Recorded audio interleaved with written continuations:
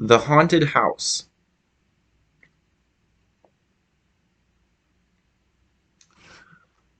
One time a preacher went to see if he could put a haunt to rest at a house in his settlement. The house had been haunted for about 10 years. Several people had tried to stay there all night, but they always would get scared out by the haunt.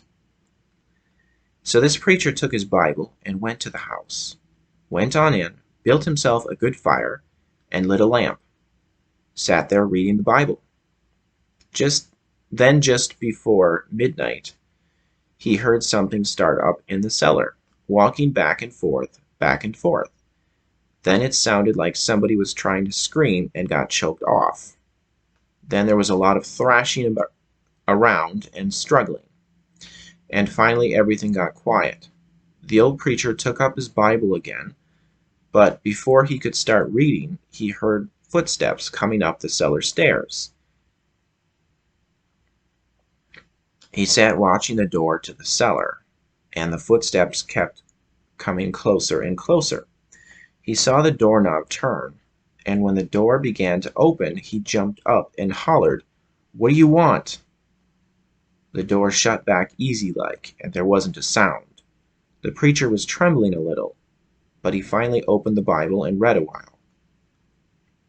Then he got up and laid the book on the chair and went to mending the fire.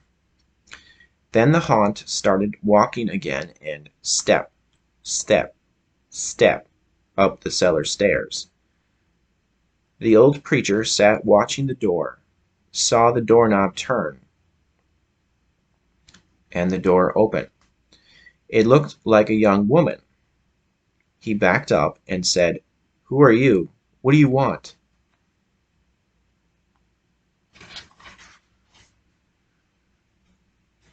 The haunt sort of swayed like she didn't know what to do. Then she just faded out. The old preacher waited, waited, and when he didn't hear any more noises, he went over and shut the door. He was sweating and trembling all over, but he was a brave man, and he thought he'd be able to see it through.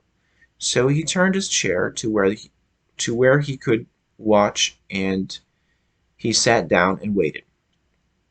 It wasn't long before he heard the haunt start up again, slowly. Step, step, step, step. Closer and closer. Step, step. And it was right at the door. The preacher stood up and held his Bible out before him. Then the knob slowly turned, and the door opened wide. This time the preacher spoke quiet-like. He said, "In the name of the Father, the Son, and the Holy Ghost, who are you, and what do you want?" The haunt came right across the room, straight to him, and took hold of his coat. It was a young woman about 20 years old. Her hair was torn and tangled, and the flesh was dropping off her face, so he could see the bones and part of her teeth. She had no eyeballs, but there was a sort of blue light way back in her eye sockets, and she had no nose to her face. Then she started talking. It sounded like her voice was coming and going with the wind blowing it. She told how her lover had killed her for her money and buried her in the cellar. She said if the preacher would dig up her bones and bury her properly, she could rest. Then she told him to take the end joint of the little finger from her left hand and to lay it in the collection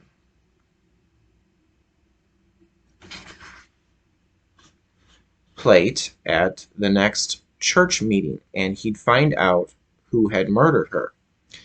And she said, "If you come back here once more after that, you'll hear my voice at midnight, and I'll tell you where my money is hid, and you can give it to the church."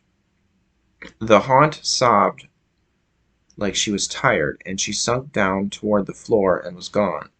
The preacher found her bones and buried them in the graveyard. The next Sunday the preacher put the finger bone in the collection plate, and when a certain man happened to touch it, it stuck to his hand.